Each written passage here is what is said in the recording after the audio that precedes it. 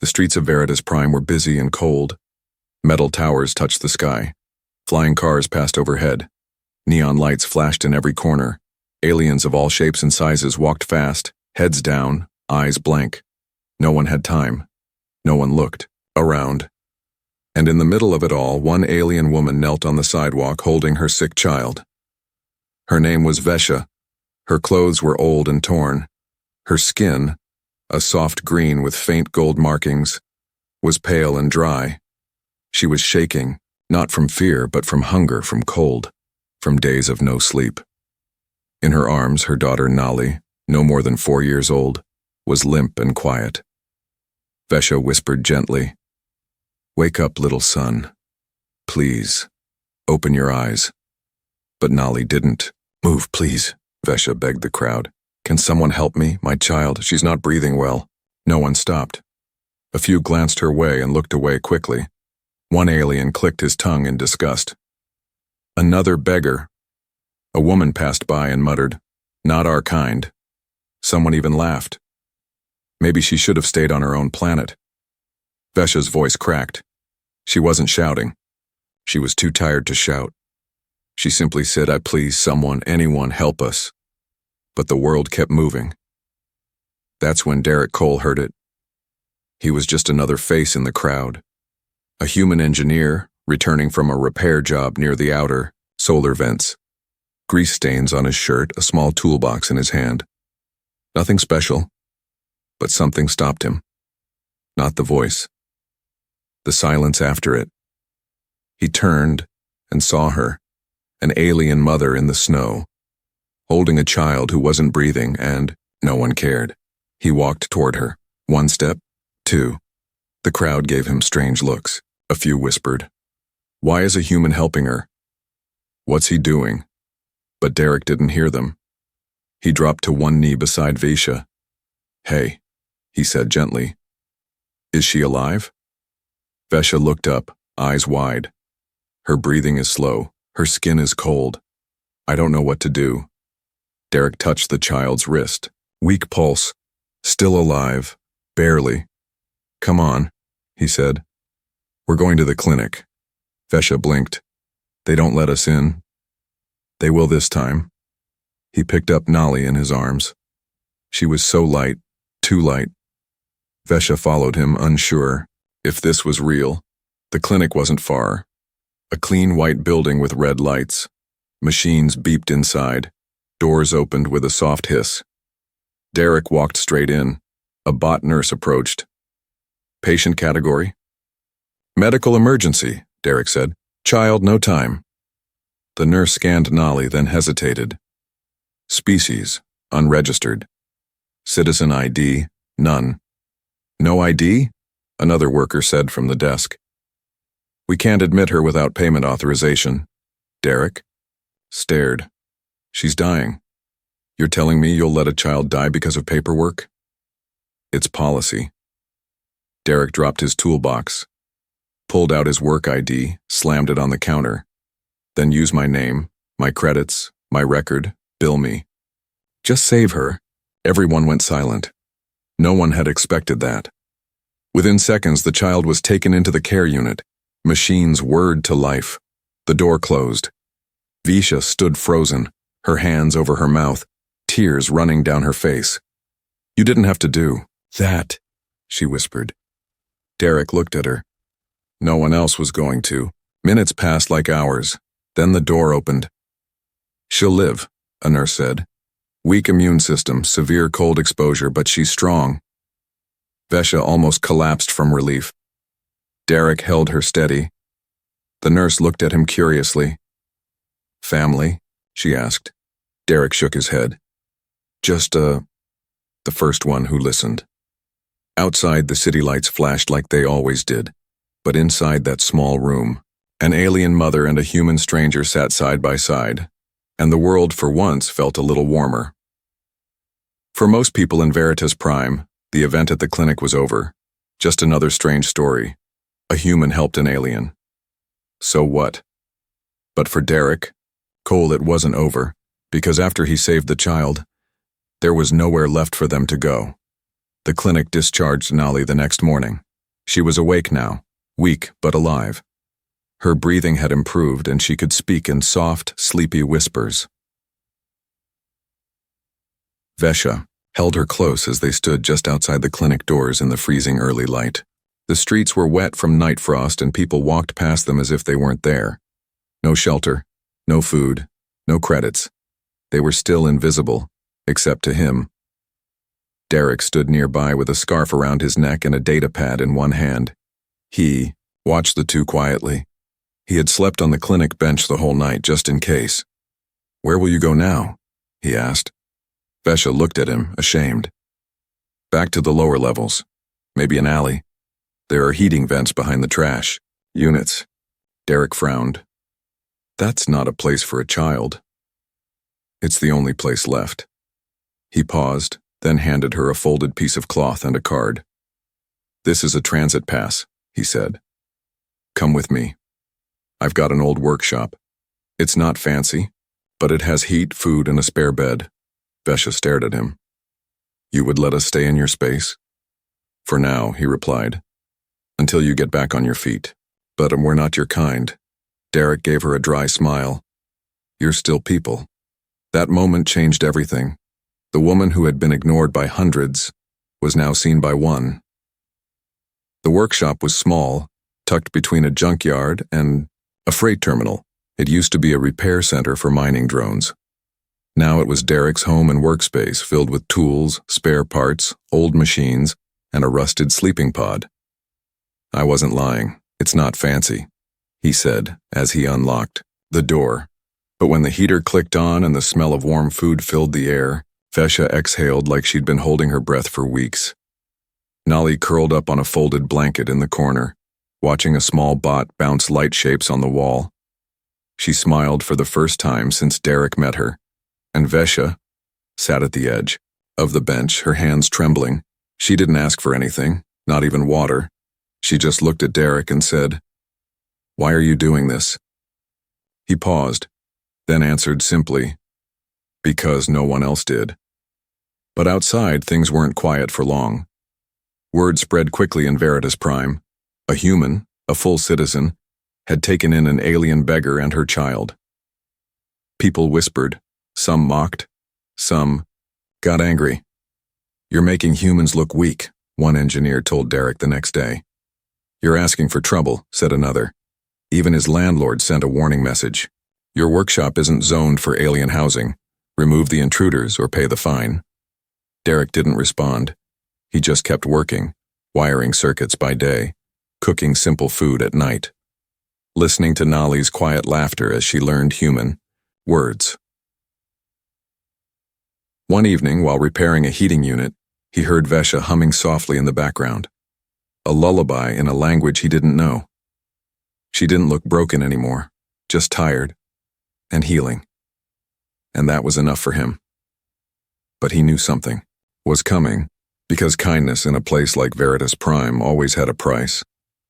In Veritas Prime, kindness was not illegal, but it wasn't welcome, not in the upper towers, not in the trade zones, and especially not in the industrial sector where Derek Cole lived. People here followed one rule: mind your business. Derek had broken it the moment he opened his door. It started with whispers, "Did you hear? He's sheltering that alien woman." I thought Derek was smarter than that. He's feeding her? Is she his pet now? Then came the messages, anonymous notes left on his workshop door. "Keep to your own kind. You don't belong anymore. If she stays, you go." Derek didn't respond. He added locks to the doors. He set up a small drone to patrol the alley at night, and he taught little Nolly how to press the red panic button if anything ever happened. But even so, the air outside the workshop grew colder than the weather. Vesha noticed it too. When she walked outside to buy bread with the few credits Derek gave her, vendors turned their backs. When she sat with Nolly on a bench in the sun, a patrol officer told her to move along. Even other aliens avoided her. She was the wrong kind, the poor kind, the kind who should have disappeared. One evening, Derek found her standing alone behind the workshop, arms crossed tightly. Her eyes didn't hold, Tears, they held shame. "I can leave," she said quietly. "You've done more than enough." Derek stepped beside her. "You're not leaving. They hate me. They don't know you. They hate you now, too." He looked at her. "Let them." She looked away. "You could lose your business. I can build another. You could lose your name." Derek smiled faintly. "I already gave it to the clinic, remember?" A soft laugh escaped her lips, the first in days. She looked at him, not as a savior, not as a protector, but as a person who chose to stand with her, not above her. But the city wasn't done testing them. Later that night, a rock smashed through the workshop window. It wasn't big, but it carried a message burned into its side. "Leave." Nolly screamed. Vesha grabbed her, shielded her, whispered old comfort words. Derek ran outside. No one in sight. Just shadows slipping into alleys. Cowards. He picked up the rock, looked at the word again, then tossed it into the fire bin. "Do we run now?" Vesha asked. "No," Derek said. "Why?" He stared out into the dark street. "Because maybe someone else is watching, and they're waiting to see if anyone will stay." The next day he returned to work like nothing happened, and that night he brought home extra food, not because he had to, but because Nolly was smiling again. Veritas Prime didn't change overnight, but something small had started. A ripple, a question. If one human could stand beside a forgotten alien mother and child, what excuse did everyone else have? It was just past midnight. The city lights outside the workshop blinked like tired stars. The hum of cooling fans and distant freight drones filled the air. Inside, the small heater flickered gently. Vesha sat near the wall, legs folded, her back to the firelight. Her hands rested on her lap. Silent. Still. Derek watched her from the workbench where he was fixing a broken pulse lantern. He could feel something heavy in the air. Not tension, not fear. Memory. He placed the tool down and walked over. "Nolly's asleep," he said softly. Vesha nodded. "She dreams better now." "That's because she knows she's safe." She looked away. Then quietly she asked, "Do you want to know the truth about me?" Derek didn't answer right away. Then he sat beside her and said, "Only if you want to tell it." Vesha took a deep breath, then reached behind her back, fingers moving carefully. She pulled down the top of her robe, just enough to show the scars, long, thin, precise. 6 of them, burned deep into her skin like a brand.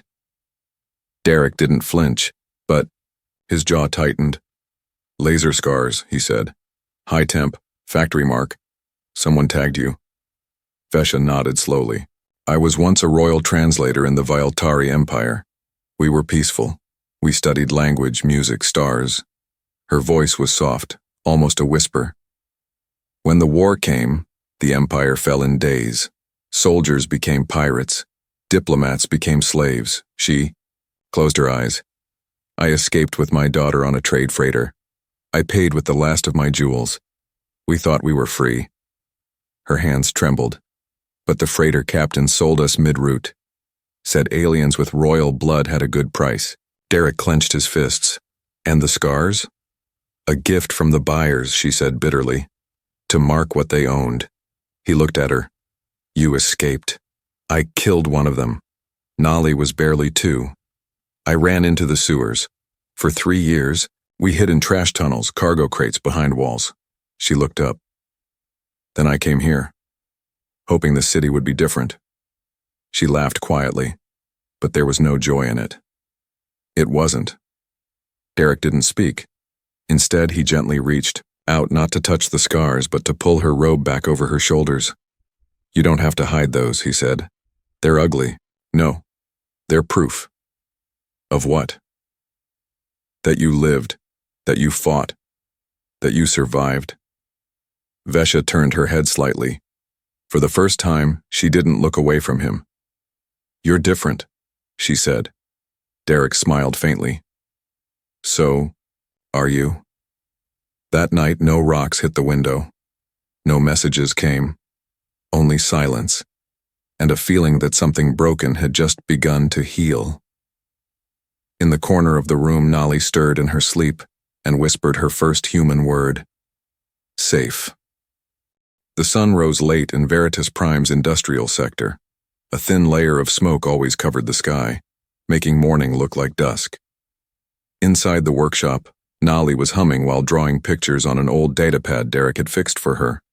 She had drawn a small house, a smiling stick-figure alien girl, and a tall human with big arms standing beside her. Derek looked at it and grinned. Did you make me taller on purpose? Nolly giggled. You're big, like a wall. He smiled. Good. Walls protect. That evening, Derek returned from the market with fresh food and 2 spare jackets. But as he turned the corner near his workshop, he stopped. The door was half open, the locks were broken, and smoke was rising from inside. He dropped the bags and ran. Inside, the air was thick. Sparks flew from broken wires. A small fire was burning near the bench. One of his solar batteries had exploded. Sabotaged. Vesha was shielding Nolly under the work table. Her lip was bleeding. Her arms were bruised. But she was still holding a broken pipe like a weapon. When she saw Derek, her eyes widened. You shouldn't have come back. I'm not leaving you, he said, pulling out a small fire suppression canister. He sprayed the flames, then turned back to her. Who did this? She didn't speak. But Nolly pointed to the wall, scrawled in red paint. Get out. Or next time. It's you. Later, after the fire was out and Nolly was asleep, Derek cleaned the blood off Vesha's hands. They broke in while I was cooking, she said. I locked the door, didn't stop them. You fought back, Derek replied. I had to, for her. He looked into her eyes. You shouldn't have to do it alone. The next morning, Derek filed a complaint. He brought the security footage, showed the faces. 3 men, half-masked, city workers from the lower docks. One of them was an assistant to a minor official. The officer at the desk barely looked up. We'll log it. That's it? Do you have proof they meant harm? They broke in, trashed my home, and hurt a woman and a child. The officer shrugged. No fatalities, no official damage to city property.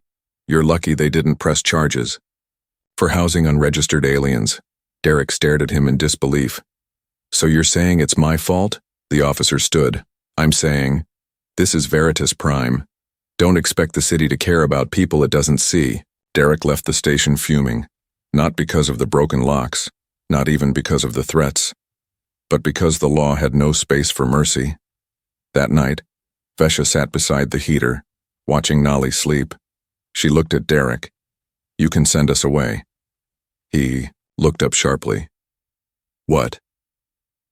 This is your world, your people. They don't want us here. Maybe it's better if... Derek slammed his wrench down.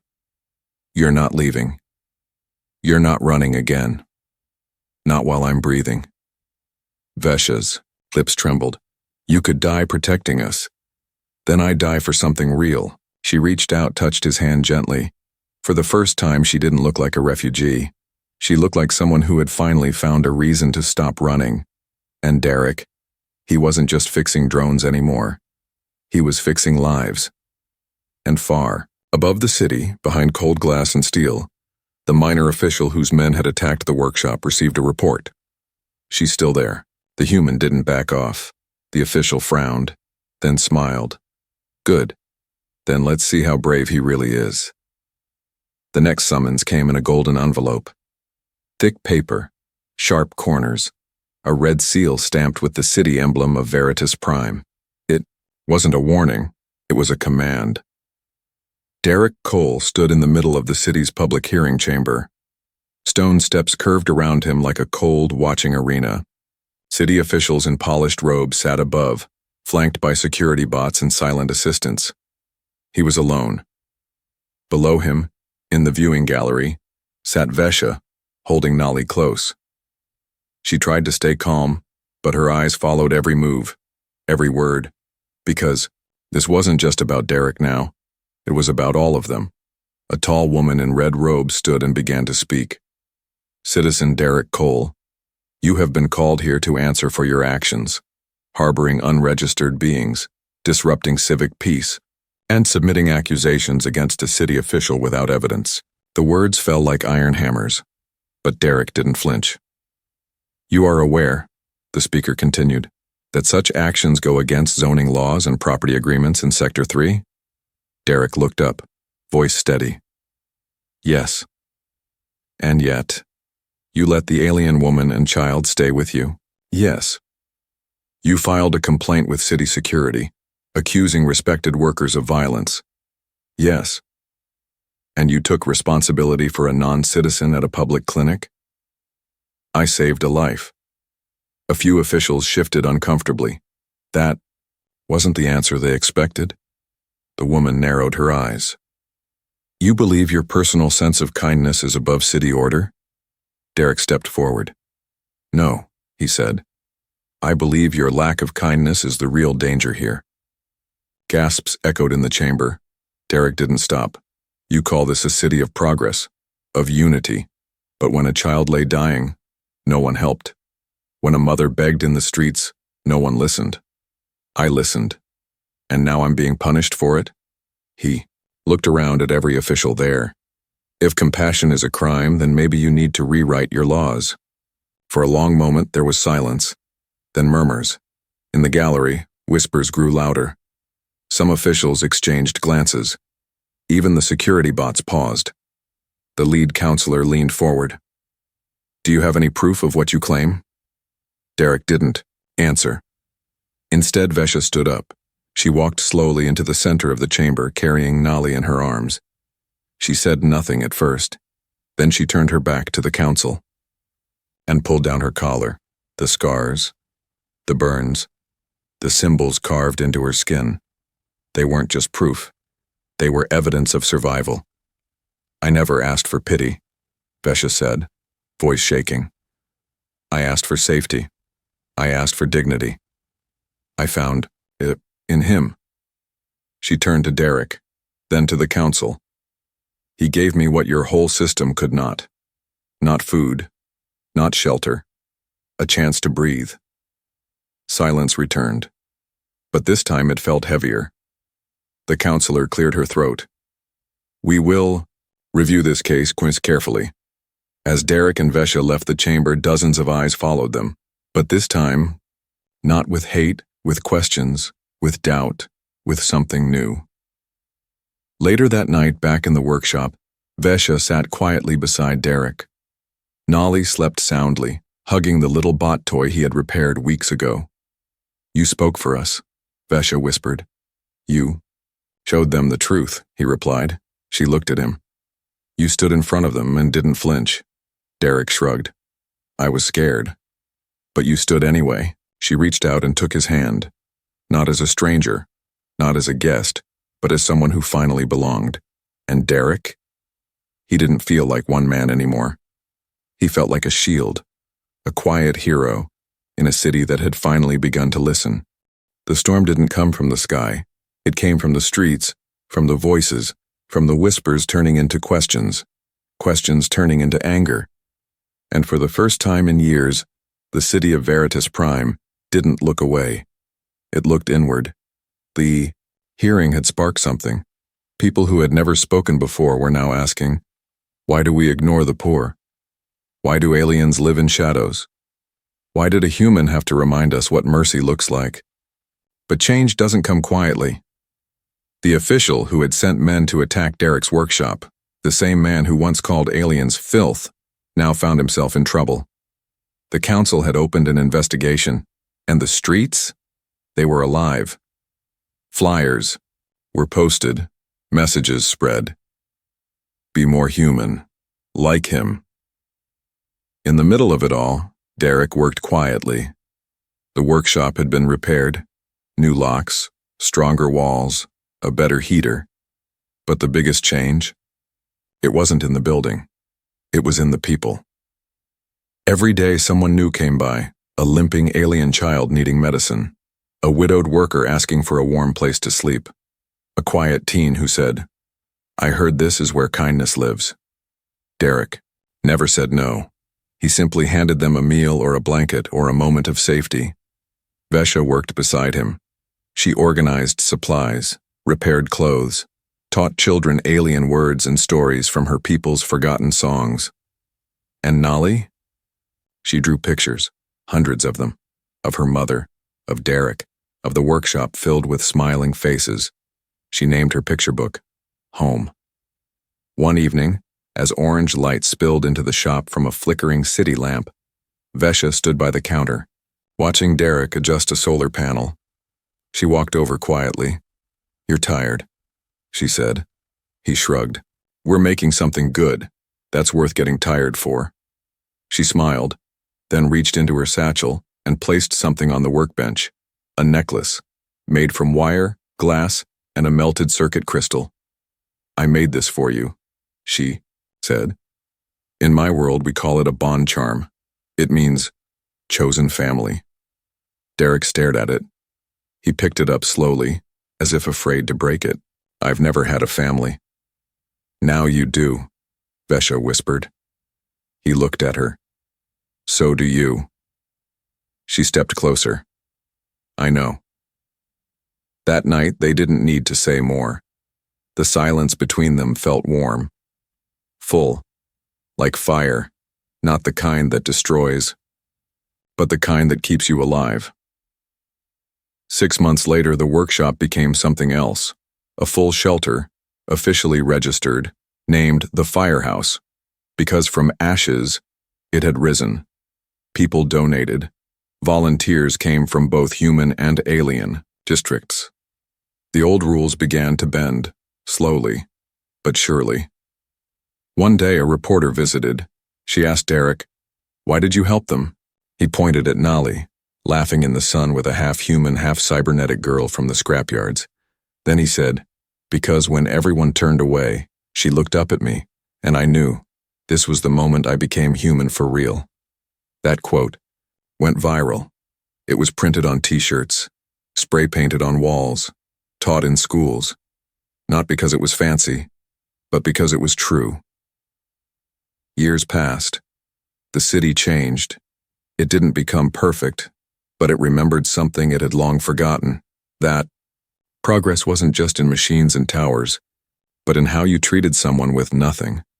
Derek never asked for praise, but people came anyway, just to sit with him, thank him, join him. He kept building, teaching, laughing. And one day, on a quiet afternoon, Nali walked into the workshop with a piece of paper. "Can you help me with this, Dad?" she asked. Derek turned, surprised. "Did you just call me?" She smiled. "Yes." He took the paper, heart full. He had saved a life, and that life had saved him. Epilogue. In the records of Veritas Prime, historians would one day write about the Firehouse. They would talk about laws changed, systems fixed, lives saved. But at the center of every version, one story stayed the same. A brave human heard a cry no one else did, and answered it, not with money, not with power, but with an open door.